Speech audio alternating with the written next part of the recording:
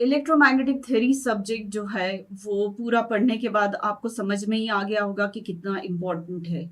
Mainly अगर मैं conclude करूं इस सब्जेक्ट को तो हम इसके थ्रू मेन चार मैक्सवेल्स इक्वेशंस पढ़ते हैं, स्टैटिक मैग्नेटिक फील्ड और स्टैटिक इलेक्ट्रिक फील्ड के लिए, और साथ में टाइम वेरिंग इलेक्ट्रिक फील्ड और टाइम वेरिंग मैग्नेटिक फील्ड के लिए भी मैक्सवेल्स इक्वेशन हम पढ़ते हैं। और मैक्सवेल्स इक्वेशन ही जो है यूनिवर्स के सारे फिनोमेना जो इलेक्ट्रोमैग्नेटिज्म से रिलेटेड है वो सारे डिफाइन होते हैं। मतलब इलेक्ट्रोमैग्नेटिक वेव्स का एग्जिस्टेंस कैसे हो रहा है वो भी हम मैक्सवेल्स इक्वेशन की मदद से ही समझ पाते हैं। या एनर्जी का transformation electrical to magnetic then magnetic to electrical कैसे हो रहा है ये भी हम मैक्सवेल्स इक्वेशन की मदद से समझ पाते हैं।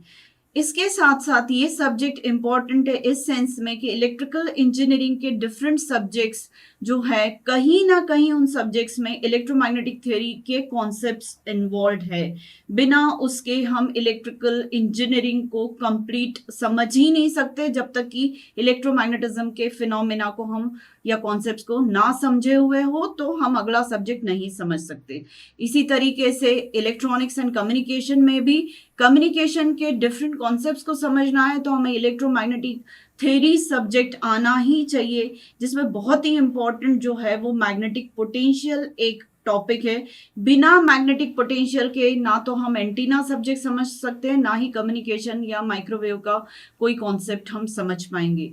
तो इस सेंस में इलेक्ट्रोमैग्नेटिक थ्योरी सब्जेक्ट बहुत ज़्यादा इम्पॉर्टेंट है, जो कि आपको हमेशा ऑप्ट करना चाहिए अपने इंजीनियरिंग में। अगर ये सब्जेक्ट इलेक्टिव में है तो प्लीज इसे इलेक्टिव जैसा ना कंसिडर करें, आप इसको मेन स्ट्रीम के कोर सब्जेक्ट में ही मानकर इसकी पढ़ाई करें।